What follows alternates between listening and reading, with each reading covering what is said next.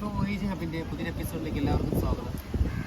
കഴിഞ്ഞ 2 എപ്പിസോഡുകളായിട്ട് ഞാനൊരു വീടിൻ്റെ ഇൻറ്റീരിയർ ചെയ്യുന്നതിൻ്റെ കുറച്ച് ബേസിക് കാര്യങ്ങളും അതിൻ്റെ പ്ലാനിങ്ങിനെ കുറിച്ചൊക്കെ പറഞ്ഞിട്ടുണ്ടായിരുന്നു.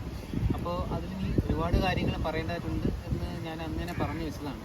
അപ്പോൾ അതിൽ നിന്നൊരു ചെറിയൊരു ടോപ്പിക്ക് വലുതായിട്ട് വലിയൊരു എക്സ്പ്ലനേഷൻ നിൽക്കാതെ ചെറിയൊരു കാര്യം ഞാനിതൊക്കെ ഒരു വീഡിയോയിൽ ഡിസ്കസ് ചെയ്യാം. നമുക്ക് ഇൻറ്റീരിയറിനെ ഒരു ക്ലാസിഫിക്കേഷൻ നടത്താൻ പറ്റും. ഡിസൈനിങ് നമുക്കതിനെ 3 ക്ലാസിഫൈ ചെയ്യാൻ പറ്റും. അത് ക്ലാസിക്, കണ്ടംപററി, മിനിമൽ. ഒരു 3 രീതിയിൽ നമുക്കൊരു ഇൻറ്റീരിയർ ഡിസൈനിങ് നമുക്ക് ക്ലാസിഫൈ ചെയ്യാൻ പറ്റും. അപ്പോൾ എന്താണ് നമുക്കൊരു ക്ലാസിക് എന്ന് പറയുന്നത്? ക്ലാസിക് എന്ന് പറയുന്നത് നമ്മുടെ ഈ പഴയകാല രീതികളുണ്ടല്ലോ, നമ്മളൊരു പഴമ ഇഷ്ടപ്പെടുന്ന കൂടുതൽ പ്രൊജക്ഷൻസ് വരുന്ന ആ ഒരു ഡിസൈനിനെയാണ് നമ്മൾ ക്ലാസിക് എന്ന് പറയുന്നത്. പിന്നെ കണ്ടംപററി വരുമ്പോൾ നമ്മുടെ ഇപ്പോഴത്തെ മോഡലർ സ്റ്റൈൽ, അത് ഈ ഒരു പ്രൊജക്ഷനേക്കാൾ ഉപരി കൂടുതൽ സ്പേസിന് പ്രാധാന്യം നമ്മൾ കൊടുക്കാറുണ്ട്. പ്ലാൻ ചെയ്യുന്ന സമയത്താവട്ടെ, ഡിസൈൻ പ്ലാൻ ചെയ്യുന്ന സമയത്താവട്ടെ, നമ്മൾ കൂടുതൽ സ്പേസിന് നമ്മൾ കൂടുതൽ പ്രാധാന്യം കൊടുത്തുകൊണ്ട് നമ്മൾ ചെയ്യുന്നതാണ് കണ്ടംപററി എന്ന് പറയുന്നത്. ഇനി മിനിമൽ എന്ന് പറയുന്നത് ഒരു മിനിമൽ ബഡ്ജറ്റ്, നമുക്ക് അത്യാവശ്യം വേണ്ട കാര്യങ്ങൾ മാത്രം നമ്മൾ ഒതുക്കിക്കൊണ്ട് അതിന് നമുക്ക് ഒരു ഭംഗി വരുന്ന രീതിയിൽ ചെയ്തെടുക്കുന്നതാണ് മിനിമൽ എന്ന് പറയുന്നത്. പിന്നെ ഒരു ബഡ്ജറ്റ് കുറവുള്ള ഒരാൾക്ക് ക്ലാസിക് ഓപ്റ്റ് ചെയ്യുക പാടായിരിക്കും. കണ്ടംപററിയും മിനിമലും നോക്കാം, കുറവുള്ള ഒരാൾക്ക് മിനിമലിലേക്ക് പോകാൻ പറ്റും. കണ്ടംപററി ഒരു മീഡിയം ലെവലിൽ നമുക്ക് ചെയ്തെടുക്കാൻ പറ്റുന്നതാണ്. ഇപ്പോൾ നമ്മൾ കൂടുതൽ കാണുന്നത് കണ്ടംപററി ഡിസൈനാണ്. ഇത് എന്തുകൊണ്ട് ഞാൻ നിങ്ങളത് പറഞ്ഞു എന്ന് പറഞ്ഞു കഴിഞ്ഞാൽ, നമ്മളൊരു ഡിസൈൻ എപ്പോഴും സെലക്ട് ചെയ്യുമ്പോൾ ഈ ഒരു പാറ്റേൺ അല്ലെങ്കിൽ ഒരു കാറ്റഗറി ഒരു ഡിസൈനിൻ്റെ ഒരു ഡിസ്കസ് ചെയ്തിട്ട് അത് മനസ്സിലാക്കിയിട്ട് നമ്മൾ ഒരു ഡിസൈനിൻ്റെ ഒരു തീം സെലക്ട് ചെയ്യുക. അപ്പോൾ നമ്മുടെ ഒരു ഇൻറ്റീരിയർ എന്ന് പറയുന്നത് യുണീക്കായിരിക്കും. അല്ലാന്നുണ്ടെങ്കിൽ ചിലപ്പോൾ നമ്മൾ ഹോളിൽ ചെയ്യുന്ന ഒരു കണ്ടംപററി ആയിരിക്കാം, റൂമിലേക്ക് വരുമ്പോൾ അത് ക്ലാസിക്കായിട്ട് മാറും. ഇങ്ങനെയുള്ള കുറേ ഡീവിയേഷൻസ് അതിനകത്തുണ്ടാകും. അപ്പോൾ ഈ ഒരു 3 പാറ്റേണിലുള്ള ഡിസൈൻ തന്നെ സെലക്ട് ചെയ്യണമെന്ന് പറയേണ്ട റീസൺ എന്ന് വെച്ച് കഴിഞ്ഞാൽ, നമ്മളിപ്പോൾ പലപ്പോഴും കാണാറുണ്ട് പല സൈറ്റുകളിലും ഒരു എക്സ്പീരിയൻസ് ഉള്ളൊരു ഡിസൈനറെ ഹയർ ചെയ്യാതെ അവിടെ ഉള്ളൊരു ജോലി ചെയ്യുന്നെങ്കിലും വർക്കർ വെച്ചിട്ട് തന്നെ ഇപ്പോൾ ഗൂഗിളിൽ നിന്ന് ഫോട്ടോസൊക്കെ എടുത്തിട്ട് ഇപ്പോൾ കിച്ചൺ ആവട്ടെ, വാട്ടർ ആവട്ടെ, ഹോളിൽ ഏരിയ ആവട്ടെ, ഇങ്ങനെ ചെയ്യാറുണ്ട്.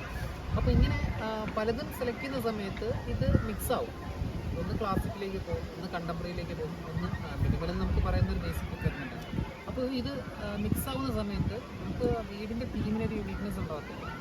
അപ്പോൾ അതുകൊണ്ട് ഇത് പ്രത്യേകം ശ്രദ്ധിക്കുക. നമ്മളൊരു ഡിസൈൻ ചെയ്യുന്ന സമയത്ത് നമ്മളൊരു 3 പാറ്റേൺ നമ്മളത് മനസ്സിലാക്കിയതിന് ശേഷം നമുക്കത് പൂർണ്ണമായിട്ട് മനസ്സിലാകുന്നുണ്ടെങ്കിൽ ഒരു എക്സ്പീരിയൻസ് ഉള്ള ഡിസൈനർ ഡിസ്കസ് ചെയ്ത് മനസ്സിലാക്കിയതിന് ശേഷം ആ 3 പാറ്റേണിൽ നിങ്ങളുടെ ബഡ്ജറ്റ് ഏതിനാണോ നിങ്ങൾക്ക് മീൻസ് റെഡിയാകുന്നത്. ഇനി ഇപ്പോൾ ക്ലാസിക് ചെയ്യാനുള്ള ബഡ്ജറ്റ് നിങ്ങൾക്ക് ഉണ്ടെന്നുണ്ടെങ്കിൽ ആ രീതിയിലൊരു 2D പ്ലാൻ ആദ്യം തയ്യാറാക്കുക.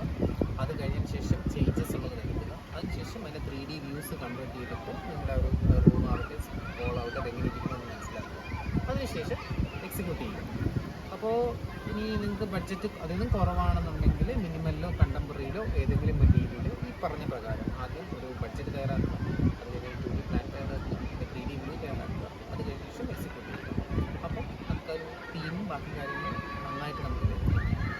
പിന്നെ ഇതിനകത്ത് ബഡ്ജറ്റും ബാക്കി കാര്യങ്ങളും പ്യോർലി നിങ്ങളുടെ റിക്വയർമെൻറ്റ്സ് എന്താണ് നിങ്ങൾക്ക് വേണ്ടത്, നിങ്ങൾക്ക് നിങ്ങളുടെ ആവശ്യങ്ങൾ എന്താണ്, കിച്ചണാവട്ടെ, ഹോളാവട്ടെ, നമ്മുടെ ബെഡ്റൂം ആവട്ടെ, ബാക്കി ഏത് ഏരിയ ആവട്ടെ, നിങ്ങൾക്ക് ആവശ്യമുള്ള റിക്വയർമെൻറ്റ് അനുസരിച്ച് തന്നെയാണ് പിന്നെ നമ്മൾ യൂസ് ചെയ്യുന്ന മെറ്റീരിയൽ, അതിൻ്റെ വർക്ക്മാൻഷിപ്പ്. അപ്പോൾ കൂടുതലും എല്ലാം നമ്മൾ നേരത്തെ പ്രീസെറ്റ് ചെയ്ത് സൈറ്റിൽ കൊണ്ട് ഇൻസ്റ്റാൾ ചെയ്യുന്ന രീതിയിലാണ് എല്ലാ വർക്കുകളും കൂടുതലും ചെയ്ത് വരുന്നത്.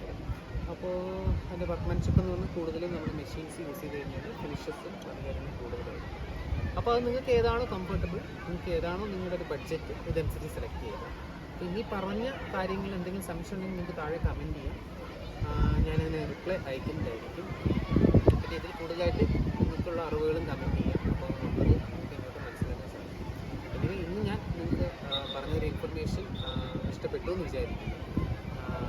ചാനൽ ആദ്യമായിട്ടാണ് കാണുന്നതെങ്കിൽ സബ്സ്ക്രൈബ് ചെയ്യുക, കൂടാതെ ഈ ബെൽ ബട്ടൺ കൂടാതെ അപ്പോൾ ഞാൻ എടുത്ത പുതിയ വീഡിയോസിൻ്റെ നോട്ടിഫിക്കേഷൻസ് ലഭിക്കും. അടുത്തൊരു വീഡിയോയുമായി നിങ്ങൾ